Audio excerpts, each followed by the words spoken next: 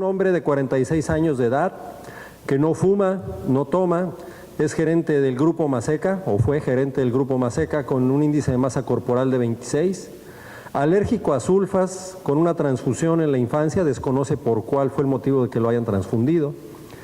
Es un hombre prácticamente sano y niega enfermedades conocidas y no tiene síntomas digestivos excepto por pirosis y regurgitaciones casi diarias, con muy buena respuesta a los inhibidores de la bomba de protones.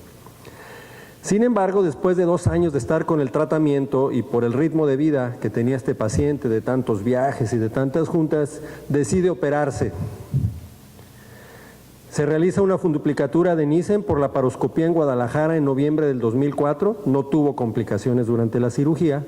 Sin embargo, a los 20 días de haber sido operado, empieza con dolor pungitivo epigástrico, intenso, sin irradiaciones, de predominio en la madrugada o temprano en la mañana, acompañado de aparente vómito de contenido gástrico no retencionista. Empezamos con las preguntas. ¿Cuál es la complicación más frecuente relacionada a la funduplicatura de Nissen? Si gustan ir contestando mientras les paso yo los comentarios a los miembros de la mesa. ¿Qué tan frecuente se ve ahora comparativamente con la cirugía tradicional las complicaciones de la cirugía de Nissen? Vayan contestando el auditorio, por favor. Octavio, Paco. Bueno, un par de preguntas. Dentro de la evaluación que se le hizo al paciente, ¿tenía alguna manometría preoperatoria? No tenía manometría preoperatoria. ¿Tenía algo? Nada. Nada. Okay.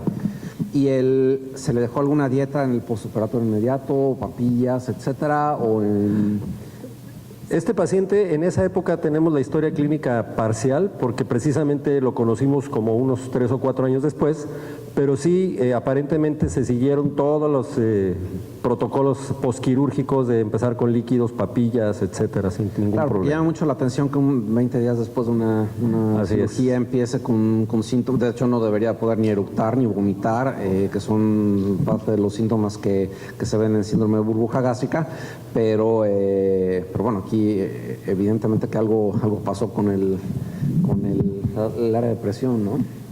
Y el problema es la expresión nocturna o matutina del síndrome. Así es. Muy peculiar. En realidad, de lo que yo recuerdo a propósito de tu pregunta, quizás disfagia y flatulencia son las manifestaciones más frecuentes después de una funduplicatura.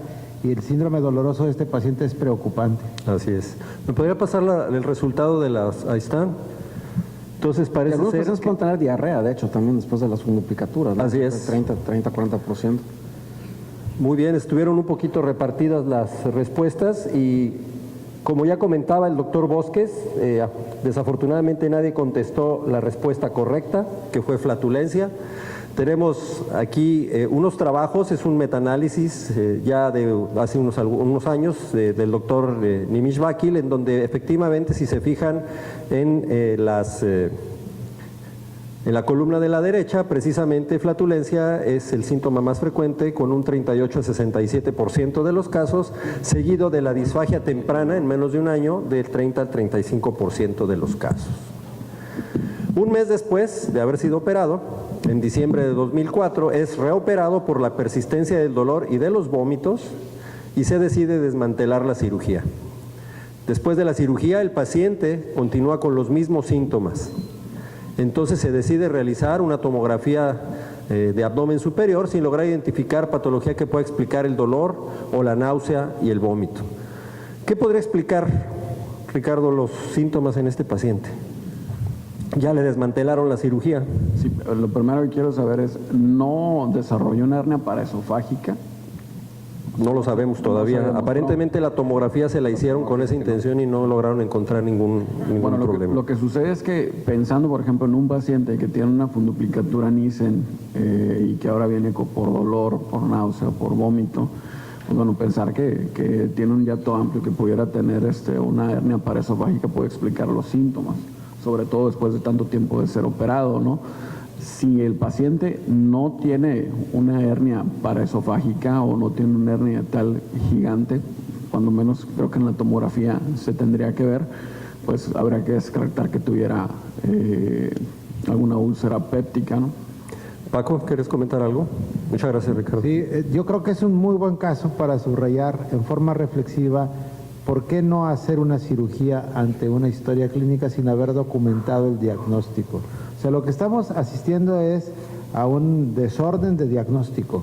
No tenías un estudio manométrico, no tenías una correlación sintomática por mediante una pH-metría, impedanciometría. Ni endoscopía. Y no sé si había una endoscopía, quiero pensar que sí había una endoscopía. Seguramente había endoscopía. Y entonces ya una vez operado y todo distociado, como decimos en el lenguaje del corredor, ahora vamos a tratar de ver cuál es el diagnóstico. No hay diagnóstico. Y si me dices como las sesiones de dispepsia, yo te diría que tiene dispepsia. De hecho tiene dolor, pero vamos a ver.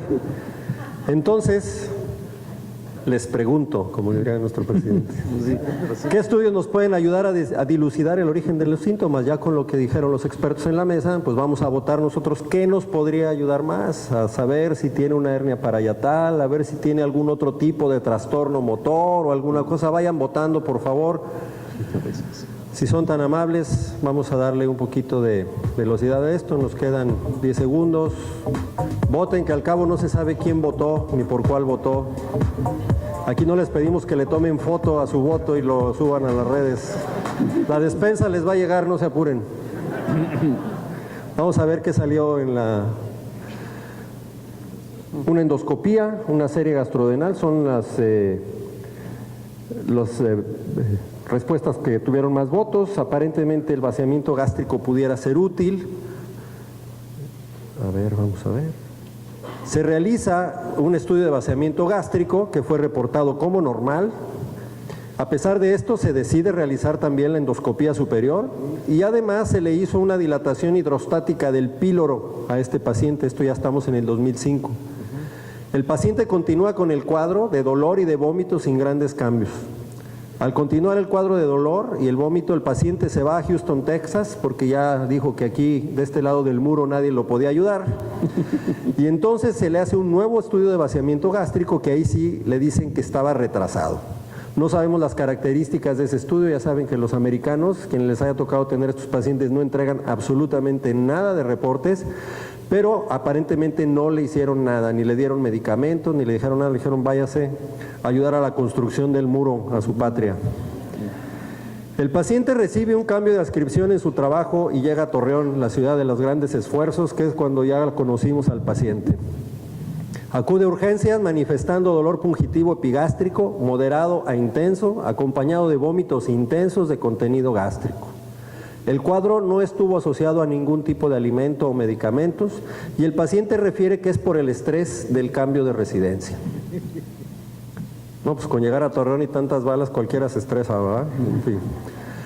Vamos a contestar esta pregunta. ¿Qué pudiera explicar el dolor y los vómitos en este paciente? Ya tenemos un paciente que fue operado, reoperado, que ya se le hizo una endoscopía, que se le hizo una dilatación hidrostática del píloro, que tiene una tomografía normal. Por ejemplo, me llamó la atención que en la mesa nadie comentara acerca, por ejemplo, de una vagotomía incidental, que a veces nos puede dar este tipo de problemas, sobre todo con trastornos del vaciamiento gástrico. Pudiera ser que una vagotomía en la cual el cirujano no se haya dado cuenta que la hizo, pudiera, y ese fue el motivo por el cual se le hizo la dilatación hidrostática del píloro, ¿pudiera explicar estos síntomas? ¿Cuáles fueron los hallazgos en la endoscopía? O sea, la mucosa gástrica estaba normal, había pilorospasmo. Todo estaba normal y previendo, a petición del cirujano que estaba siendo interconsultado, que pudiera tener una vagotomía incidental, se le hizo una dilatación del píloro. Esa fue ahí todavía yo no conocía al paciente. ¿Algún comentario? Vamos a ver qué fue lo que... por favor vayan contestando esta pregunta. ¿Qué pudiera explicar el dolor y los vómitos en este paciente? Dispepsia, que es la enfermedad que nos toca, enfermedad ulcerosa péptica, colecistitis aguda, intoxicación mortales pesados o pancreatitis crónica. Ricardo, por favor. Sí, definitivamente el vómito no es una característica de la dispepsia funcional, ¿no? La náusea es inclusive más prevalente que el vómito, pero Roma hace énfasis actualmente en que si su paciente vomita hay que buscar otra cosa. Entonces, si tenemos esas opciones que viene ahí, pues a mí me gustaría ver un ultrasonido de hígado y vías biliares, ¿no? Muy bien. Entonces, ¿qué estudio nos puede ayudar? Ya nos está diciendo Ricardo que a lo mejor un ultrasonido le puede ayudar. ¿Alguien más que tenga alguna otra opción en la mesa? Paco, Octavio, vayan contestando esta pregunta, por favor, si son tan amables. Tocayo, ¿los síntomas eran diurnos o nocturnos? De preferencia diurnos, en la mañana temprano. ¿Hay repercusión en el peso del paciente? No, a pesar de todo, y esta es la característica del paciente, de repente en los periodos en que no tenía estas crisis estaba bien, comía bien y le iba bien, realmente nunca bajó de peso. Saciedad temprana, plenitud postprandial. No tenía síntomas dispépticos específicos. No había. Sus síntomas eran dolor y vómito que de repente aparecían. Tampoco había ningún síntoma que sugiriera al revés, vaciamiento gástrico acelerado, y no tuvo diarrea después de la cirugía, No tenía nada de eso de lo que llevamos hasta ahorita. Hipoglucemia, nada. Hipoglucemias tampoco. Oye Paco, ¿y cómo estaba su situación con gruma? Muy importante. Bueno, déjame te digo que después del dueño y del director general seguía él, o sea, era un alto ejecutivo de gruma, muy alto ejecutivo de gruma. Sí, me parece a mí que es muy interesante porque estamos hablando de cuántos años después de la novela de la cirugía Tapatía. 2 años después. 2 años después. A él lo operaron en el 2004. ¿Alguna asociación particular con algún alimento en particular? No, ninguna. Él decía que comiera lo que comiera. Muy bien, ahí alguien le pidió efectivamente un ultrasonido de abdomen superior, que fue lo que más se pidió. Se le realizó efectivamente un ultrasonido que reportó lodo biliar y con eso fue suficiente para que le hicieran una colecistectomía laparoscópica tratando de explicar el dolor y el vómito. En la hoja operatoria, el cirujano reportó presencia de adherencias entre el estómago y el colon. Acuérdense que ya llevaba 2 cirugías previas, es lógico pensar que pudiera haber algo así. Las cales fueron liberadas y el paciente, por primera vez después de una cirugía, estuvo asintomático durante 3 días. Sin embargo, estando hospitalizado, presenta nuevo cuadro de dolor abdominal. Yo sé que parece novela de la gaviota, pero para nada, ¿eh? O sea, este caso es la neta del planeta. Ya no quisiéramos casos así. Tuvo vómitos. Se realiza nuevo estudio de vaciamiento gástrico, que fue también reportado como normal, una nueva endoscopía, otra tomografía de abdomen, que fueron normales. El cuadro le duró 4 días y desapareció, y al estar bien, lo primero que hicimos fue rápido mandar al paciente a su casa antes de que le pasara alguna otra cosa.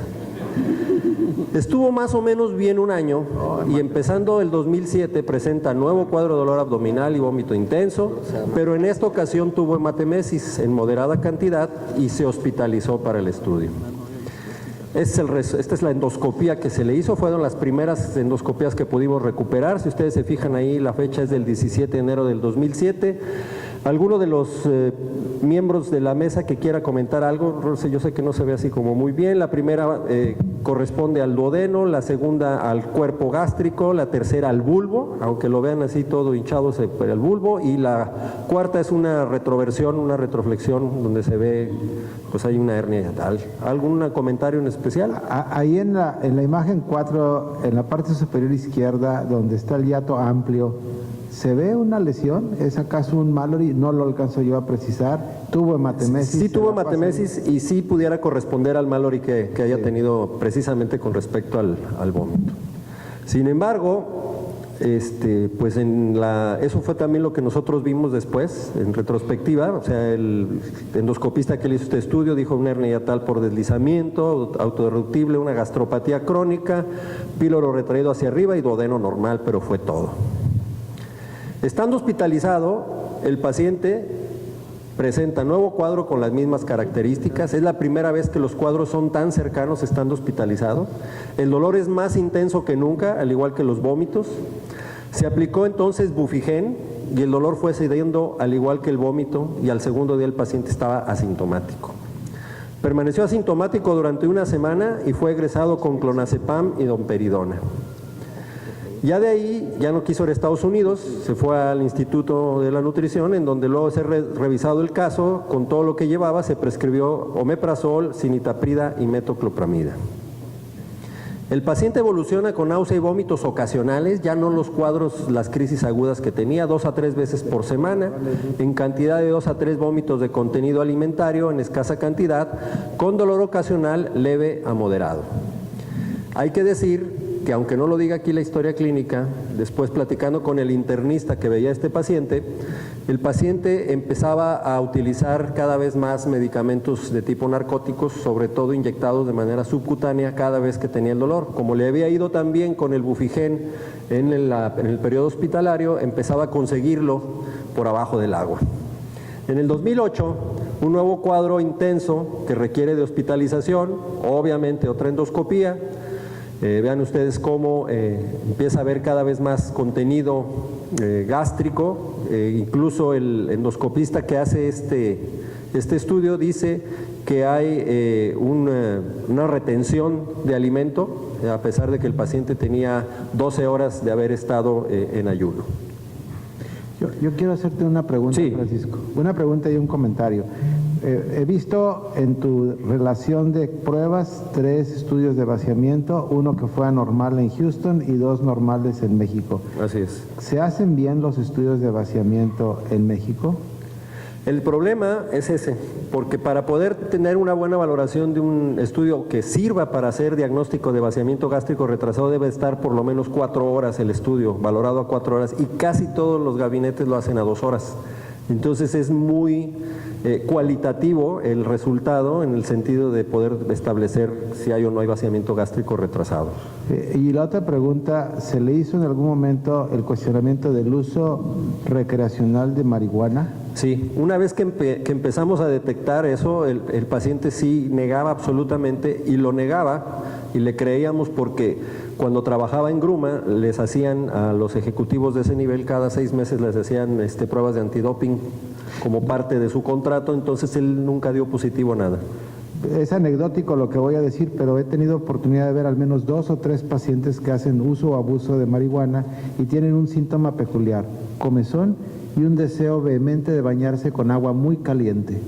Se la pasan metidos en el baño y dicen que eso les quita la sensación de náusea. Yo no sé por qué, pero es parte del síndrome relacionado al uso de marihuana.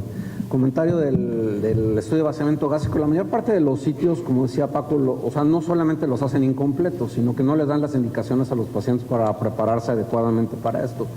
Si el paciente es diabético, debe tener menos de 160 miligramos por decilitro. El día del estudio no debe estar fumando, no debe tomar ningún procinético, ni inhibidores de bomba de protones, ni sucralfato por lo menos 7 días, no debe estar tomando antiinflamatorios no esteroideos por lo menos de 3 a 5 días antes.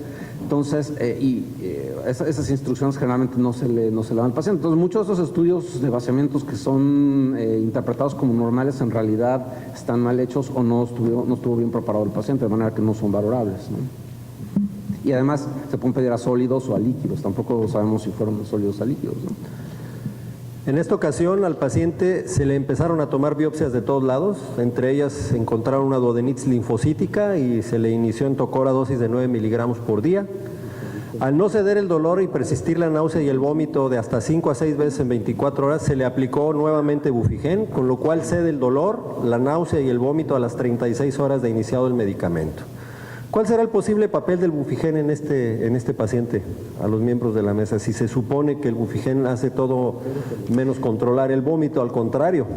Bueno, tienes un paciente que ha tenido varias crisis de vómito en episodios separados, salvo por ahí del 2007, 2008, que dijiste que tuvo varias semanas seguidas, 2 veces por semana, que ese en realidad no sería un criterio para síndrome de vómito cíclico, sino para síndrome de náusea y vómito crónicos. El resto del tiempo la evolución ha sido una crisis de episodios de vómito.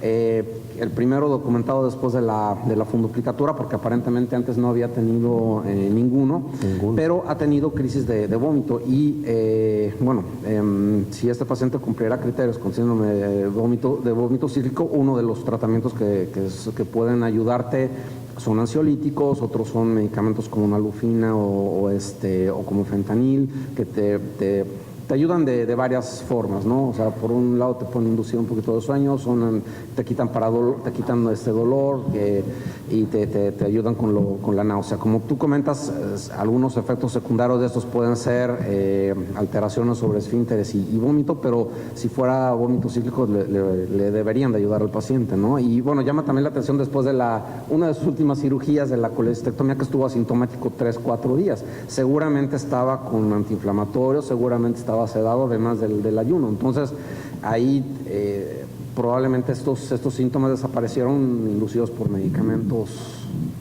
Estas gráficas que les paso es precisamente cómo el bufigen ahí señala que puede tener o estar acompañado de náusea y vómito, pero seguramente, como ya lo comentaba Octavio, puede ir más en relación a dolor o a disminución de vías aferentes. El paciente pudiera tolerar los resultados del Santos, porque ya le iba al Santos este paciente. El paciente recibe nuevo cambio de adscripción y se va a León, Guanajuato, se lo mandamos al doctor Santoyo, literalmente. Desde el 2008 y hasta el 2010 estuvo siendo tratado en esa ciudad con aparente buen control. Tuvo solamente 2 crisis y regresó a sus actividades en un 90%. Sin embargo, el paciente es despedido de su empleo, muy probablemente por el abuso de medicamentos que ya tenía. Su esposa lo abandona y decide regresar a Torreón para trabajar con un amigo. Esta es la endoscopía de una nueva crisis intensa que se lleva a urgencias con deshidratación y se hospitaliza al paciente. Por obvio del tiempo le vamos a dar y vamos a hacer un resumen. Este es un paciente cuyos síntomas principales es dolor abdominal y vómitos intensos, relacionados inicialmente a una cirugía antirreflujo. Antes de la cirugía el paciente estaba completamente bien y ya los periodos subsecuentes se relacionaron mucho al estrés.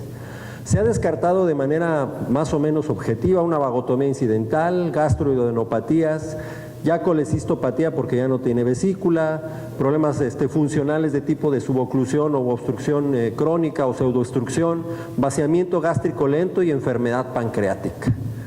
¿Qué diagnósticos nos quedan entonces en este paciente si gustan votar? Prácticamente estamos tomando en cuenta ya trastornos funcionales gastroduodenales, toda la descripción de Roma 4, e incluso le ponemos ahí al final al síndrome de Alicia en el País de las Maravillas. Que existe, no crean que es choteo. Pues yo creo que es síndrome de vómito cíclico. Contesten, por favor, ya vamos a terminar. Ya rompió el día también. Muy bien, nos dan las respuestas, por favor. Tenemos que prácticamente la mitad de los que votaron nos dicen que es un síndrome de vómito cíclico. ¿Qué opinan los miembros del panel con respecto a eso?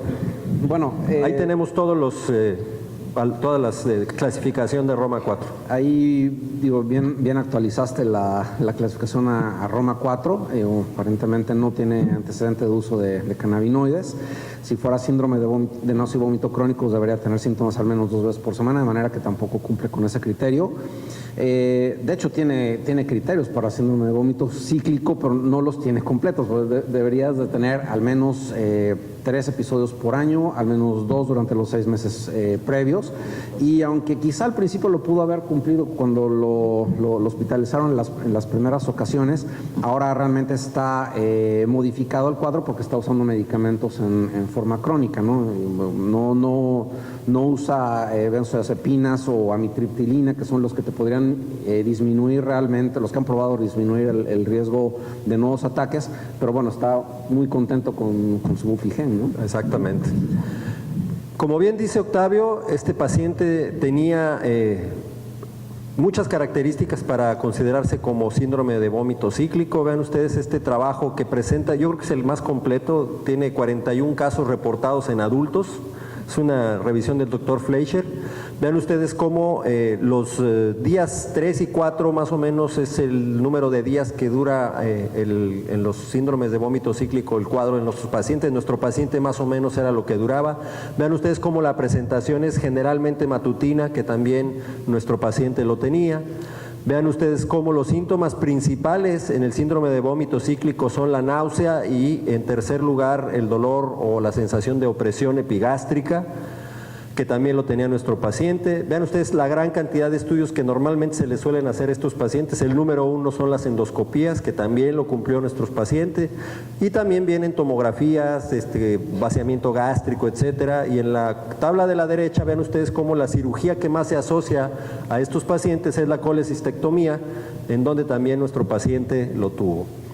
Y con todo esto de lo que hemos platicado, pues efectivamente nuestro paciente al final lo catalogamos como síndrome de vómito cíclico. Realmente es una verdadera pesadilla para los pacientes, los familiares y para los médicos, porque es muy poco lo que podemos hacer. Como ya comentaba el doctor Octavio en su presentación, sedarlos, mantenerlos un poquito tranquilos y tratar de inhibir rápidamente los cuadros, eso es lo que más les ayuda. Muchas gracias a todos por su atención. Damos con esto terminado el caso. Si es que, perdón, a ver, Roberto, perdón. Bueno, Tú, Ricardo.